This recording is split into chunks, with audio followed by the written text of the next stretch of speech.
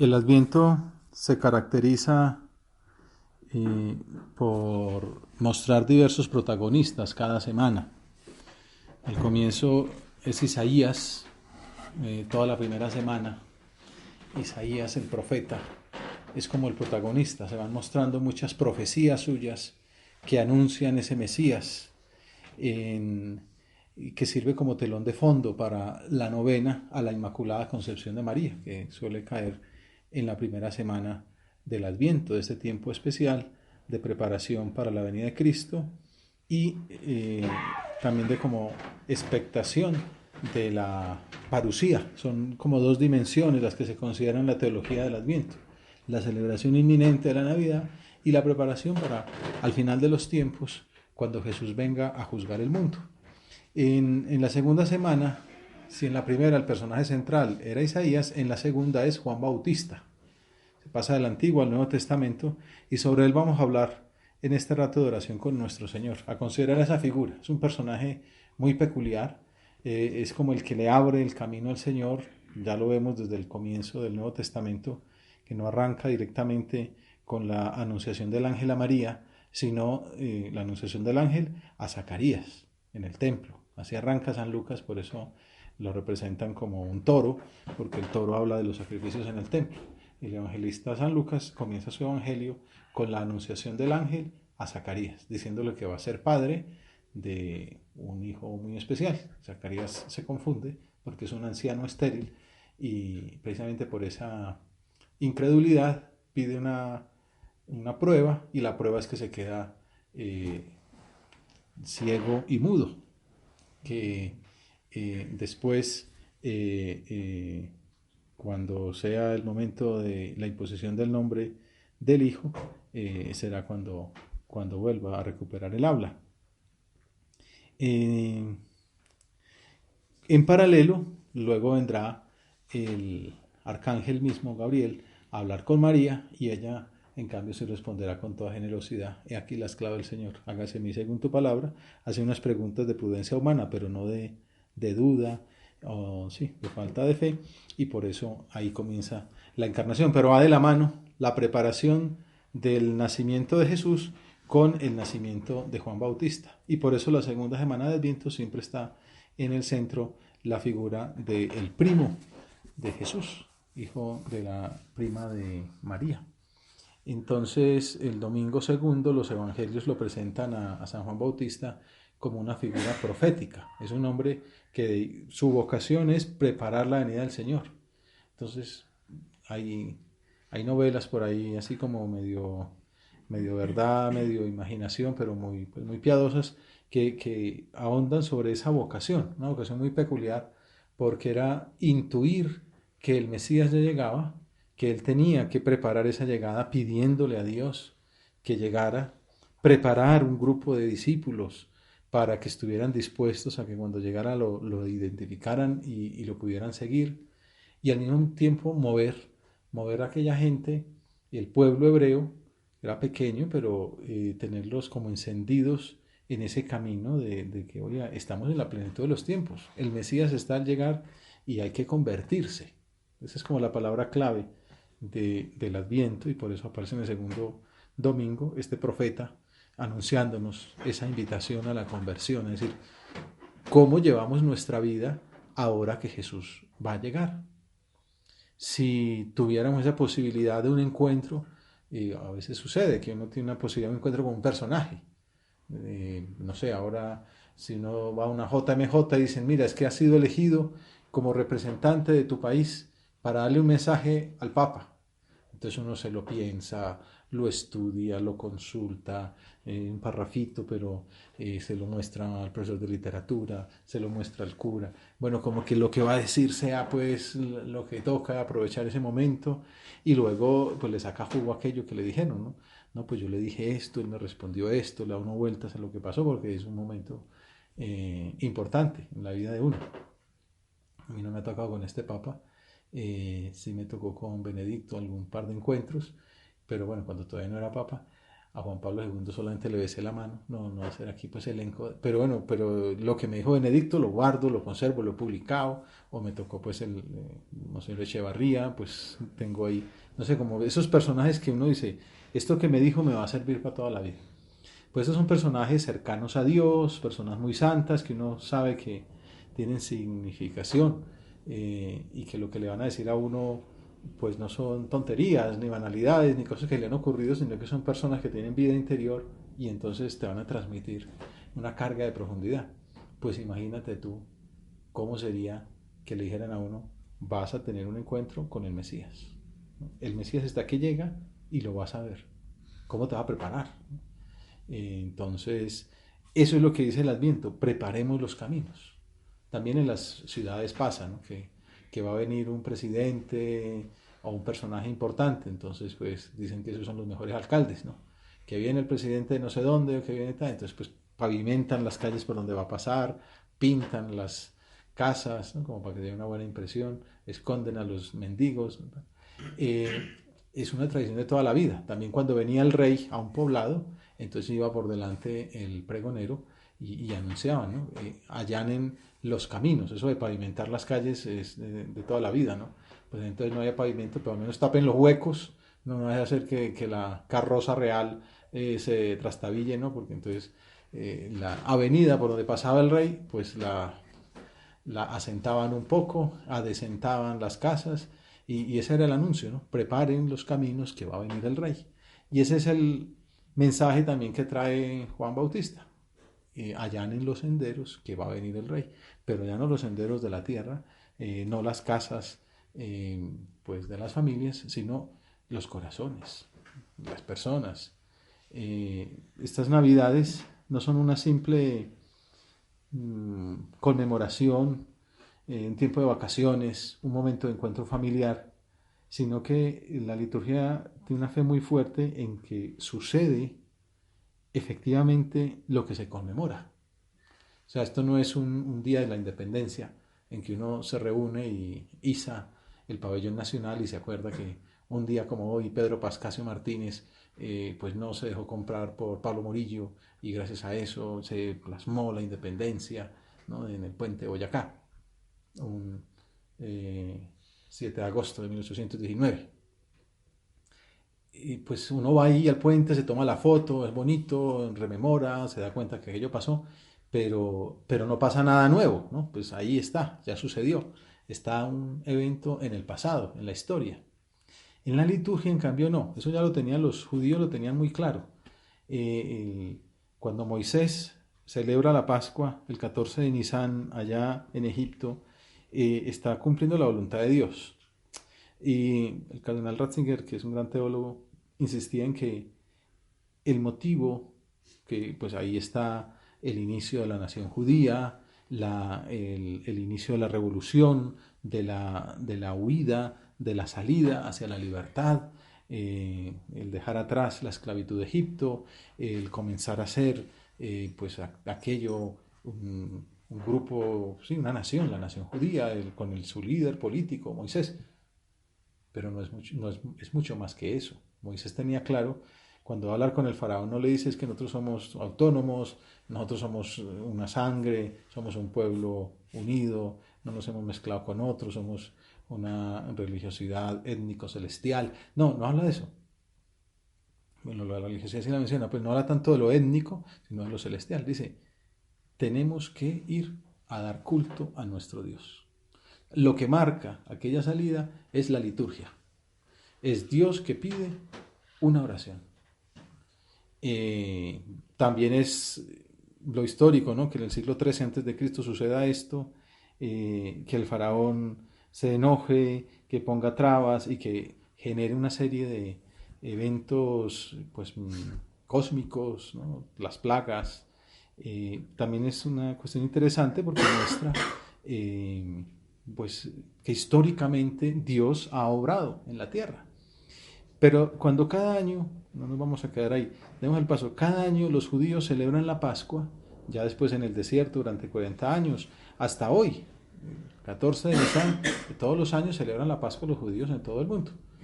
Recuerdo que un profesor mío me explicaba que él había podido estar en una celebración de la Pascua, es la celebración del paso de la esclavitud de Egipto a la libertad de la tierra prometida.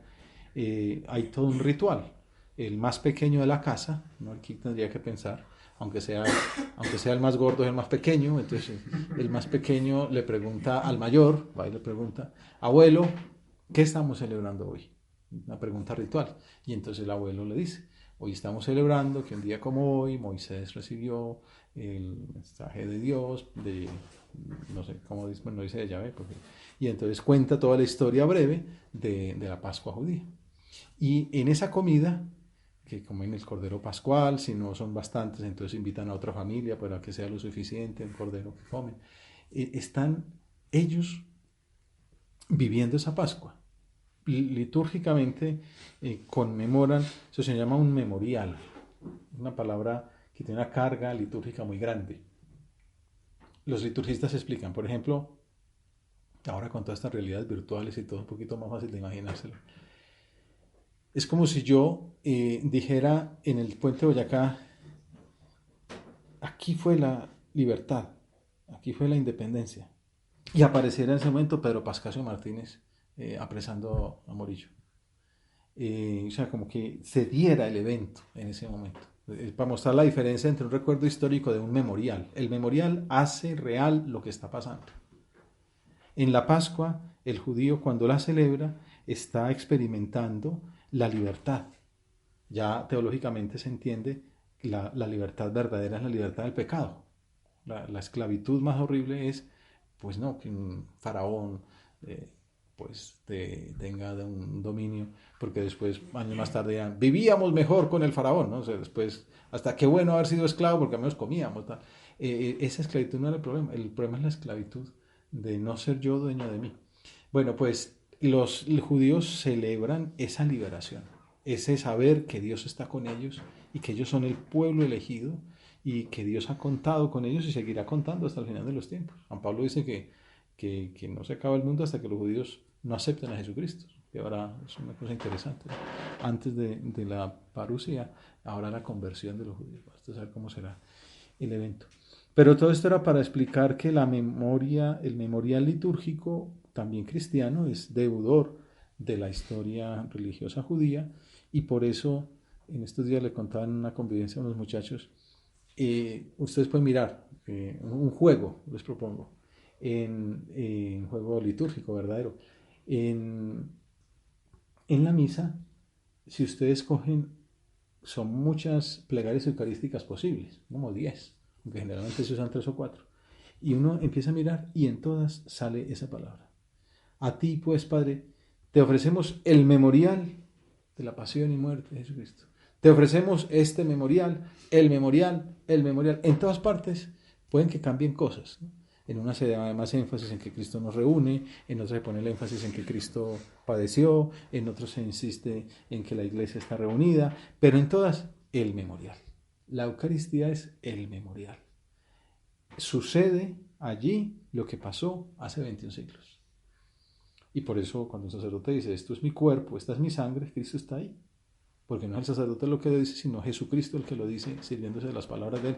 Nos lleva en el tiempo, 21 siglos atrás, a participar de la Pascua definitiva, la muerte de Cristo en el Calvario. Su misterio pascual, la pasión, la muerte y la gloriosa resurrección. Cuando celebramos nosotros la Navidad, lo que estamos haciendo es un memorial. Y Cristo nace. O sea, como Cristo nace en nuestra alma. Nosotros nos vamos allí, a ese Belén. Eso es lo que celebra la liturgia, por eso lo tenemos ahí en el sagrario. En el fondo, todo esto que conmemoramos, la pasión, la encarnación, el nacimiento, la pasión, la muerte y la resurrección, es para quedarse ahí, en el sagrario, para que ahora lo podamos mirar y le podamos decir, Señor, gracias. Gracias porque nosotros, que somos tan poca cosa, que nos cuesta tanto entender estas verdades, porque tampoco es tan sencillo, ¿no?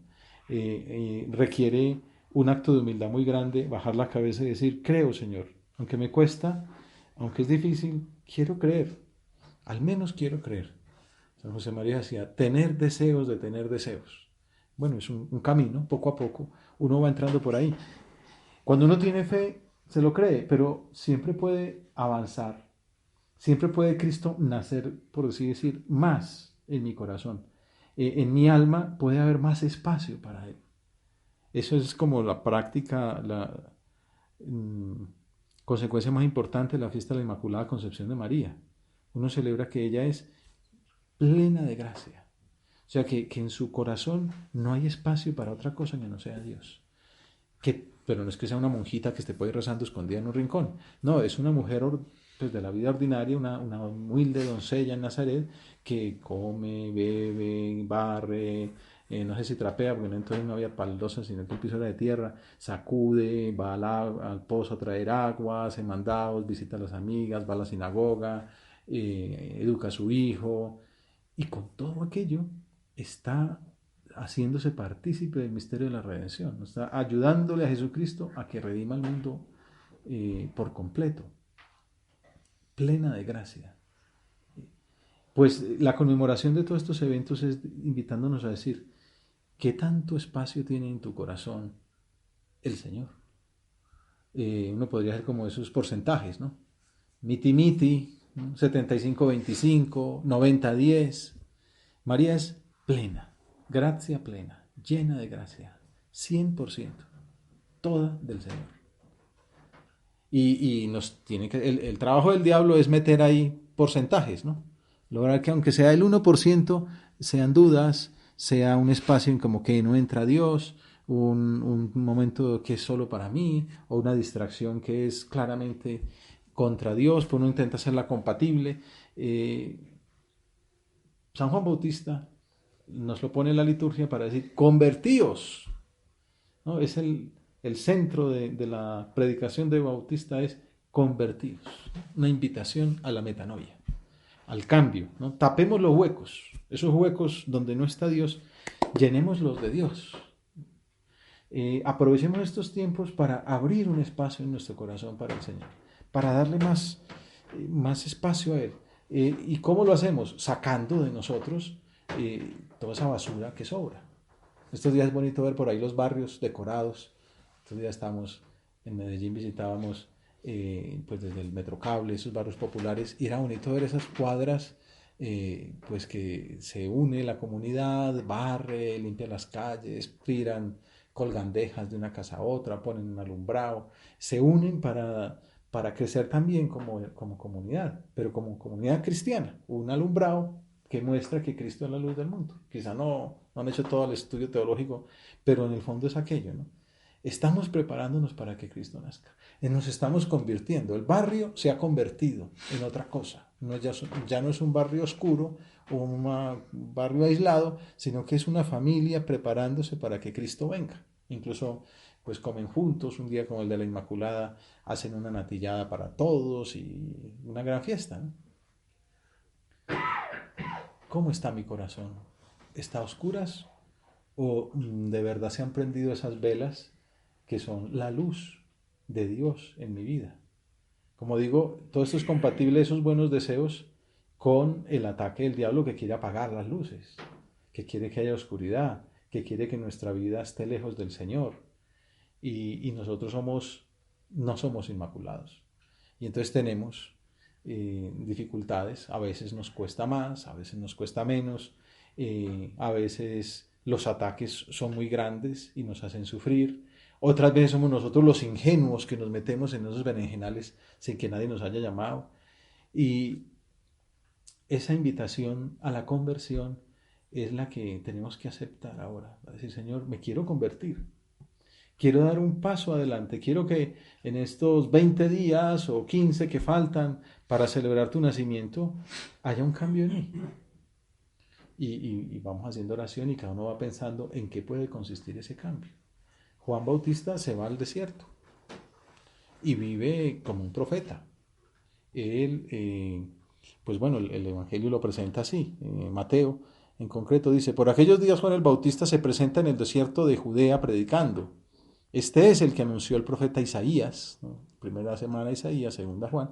Isaías decía, voz del que grita en el desierto, preparen el camino del Señor, allanen sus senderos. Juan llevaba un vestido de piel de camello, con una correa de cuero a la cintura, y se alimentaba de saltamontes y de miel silvestre. Es un retrato austero que representa al Bautista como un digno representante de una familia sacerdotal, hijo de Zacarías, dedicado plenamente a su misión de precursor del Mesías. Sus vestiduras lo muestran como el nuevo Elías. Ya se había anunciado en el Antiguo Testamento que Elías desaparece misteriosamente. Se fue al cielo en un carro de fuego. ¿Y qué pasó aquí? ¿No? Y le dejó un pedazo de su potencia, de su poder de profecía a su sucesor. Y decía, Elías volverá antes de que llegue el Mesías. Eso estaba en la mentalidad de los judíos. Antes de que venga el Mesías, vendrá Elías. Por eso cuando empiezan a ver que Jesús es un hombre muy especial, que hace milagros, una de las cosas que dicen, este debe ser Elías, ¿no? Que está anunciando la venida del Mesías. Jesucristo después dirá, Elías es Juan Bautista. Elías es Juan Bautista, es el que cumple esa misión de anunciar la llegada del Mesías.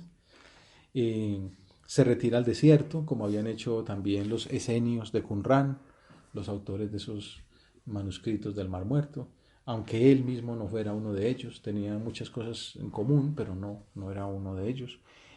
Mateo enseña que con su figura se cumplieron los anuncios de Isaías, el profeta que presagiaba nuevas épocas para ese sufrido pueblo hebreo. En la primera parte del libro del profeta Isaías se anunciaba una de esas profecías. Seguramente a ustedes les suena. Brotará un renuevo del tronco de Jesé y de su raíz florecerá un vástago. Sobre él se posará el Espíritu del Señor, una promesa mesiánica. De ese tronco viciado que era la generación de Jesé, Jesé con E, no con O, el padre de David, Jesé es el papá de David, surgiría un vástago nuevo.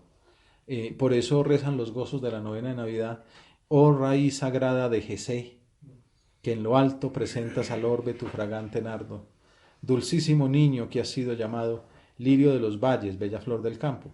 Amparado en esas promesas, el pueblo se disponía para la pronta llegada de su Salvador, como vemos en la antífona entrada de la misa del segundo domingo de Adviento. Pueblo de Sión, mira al Señor que viene a salvar a tu pueblo.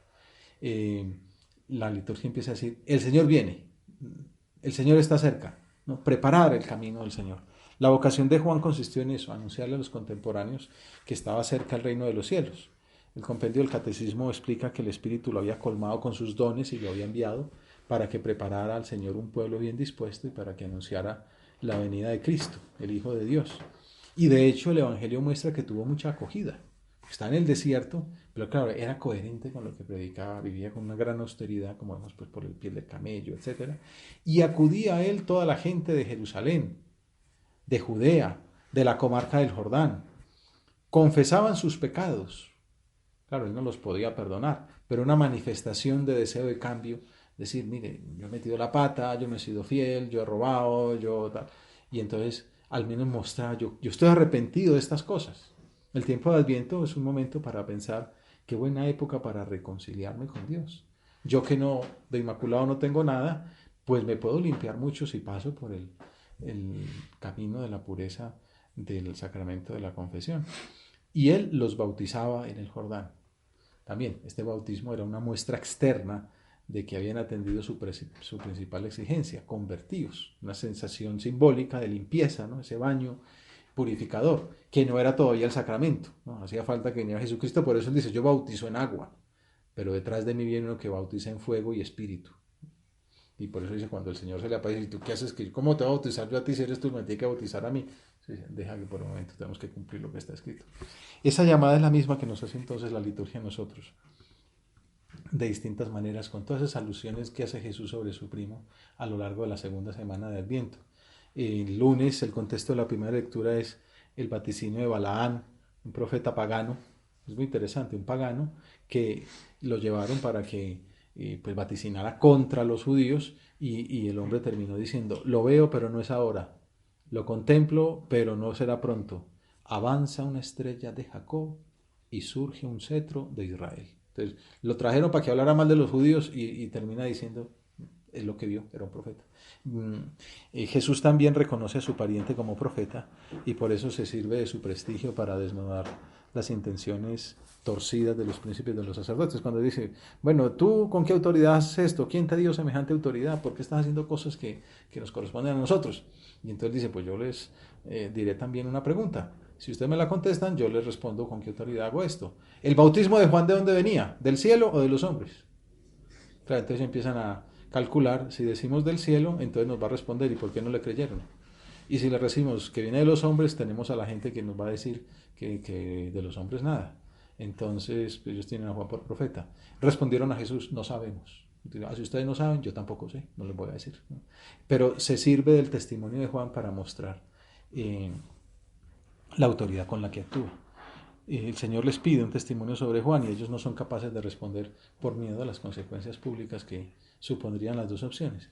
Pero es interesante que Jesús propone a su primo como una clave de interpretación de su propio ministerio.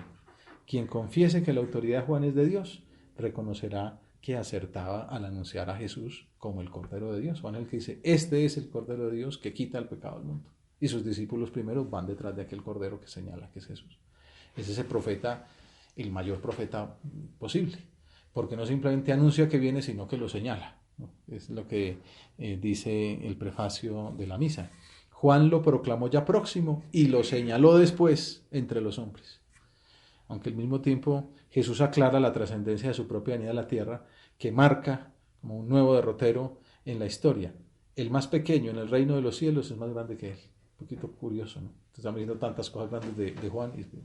Bueno, lo que está diciendo el Señor es que en la nueva era de la historia de la salvación, que marca, que comienza con la manifestación de Jesús al mundo, el más pequeño es mayor que cualquier persona del Antiguo Testamento. Juan es el último del Antiguo Testamento.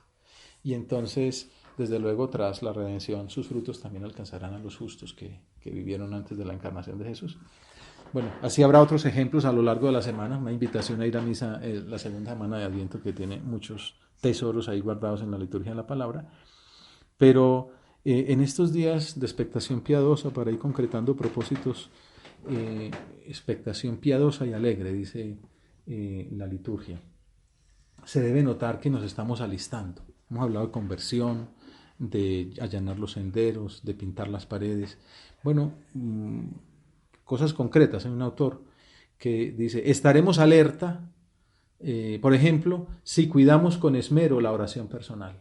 Es una manera de convertirnos, hacer más oración, poner más a Cristo en el centro de nuestra vida, leer más el Evangelio, dejarnos permear por sus palabras, por su ejemplo, decir, bueno, tengo que ser otro Cristo, parecerme más a Él.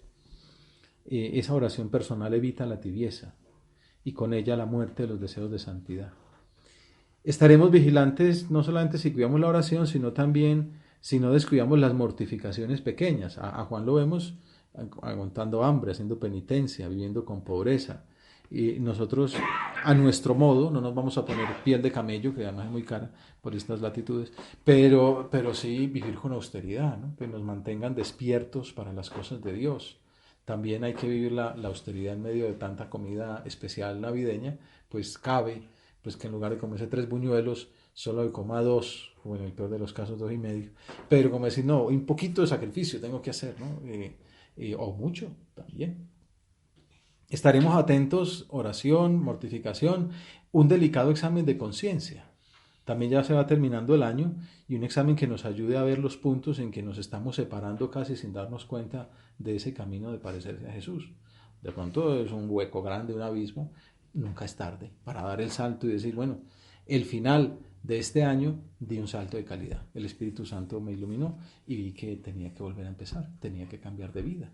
O simplemente empecé a mejorar en este punto de laboriosidad o de servicio, perdoné a esta persona, me reconcilié con aquella otra.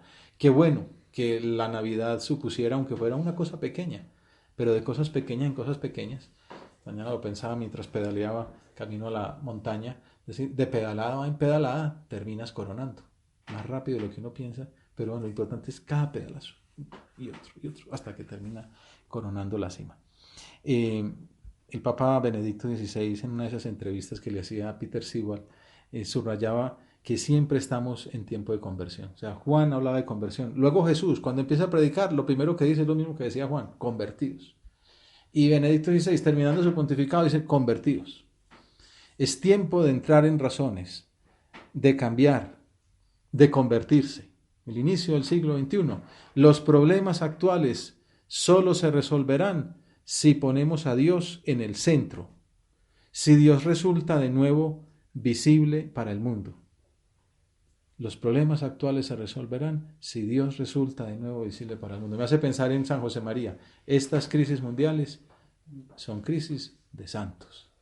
El destino del mundo, termina Benedicto, depende de si el Dios de Jesucristo está presente y es reconocido como tal. Bueno, esa es nuestra misión, hacer presente a Cristo al mundo, haciéndolo presente en primer lugar en nuestro propio corazón. ¿En qué consiste esa conversión? En poner a Cristo en el centro de nuestras vidas. Bueno, pues se nos acaba el tiempo y entonces terminemos meditando una invitación que hace San José María en esa homilía para el comienzo del Adviento, la primera homilía de Cristo que pasa, se llama Vocación Cristiana y es el primer domingo de Adviento. Bueno, pues él concluye esa homilía diciendo lo siguiente: el Señor nos quiere entregados, fieles, delicados, amorosos. Nos quiere santos, muy suyos. Es como la propuesta de un nuevo año litúrgico que comienza. De un lado, la soberbia, la sensualidad y el hastío, el egoísmo. De otro, el amor, la entrega, la misericordia, la humildad, el sacrificio, la alegría. Tienes que elegir. Has sido llamado a una vida de fe, de esperanza y de caridad. No puedes bajar el tiro y quedarte en un mediocre aislamiento. Pídelo conmigo a Nuestra Señora. Hagámoslo ahora. Imaginando cómo pasaría ellos esos meses en espera del hijo que había de nacer. ¿Qué cosas le diría? ¿Cómo lo trataría? ¿Cómo se esforzaría meditando? Dios se ha hecho hombre y me ha escogido a mí, la humildad de su esclava. ¿Cómo tengo que ser un instrumento de esa bondad, de esa misericordia? Bueno, pues pídelo conmigo a Nuestra Señora. Y ella, Santa María, hará que seas otro Cristo, el mismo Cristo.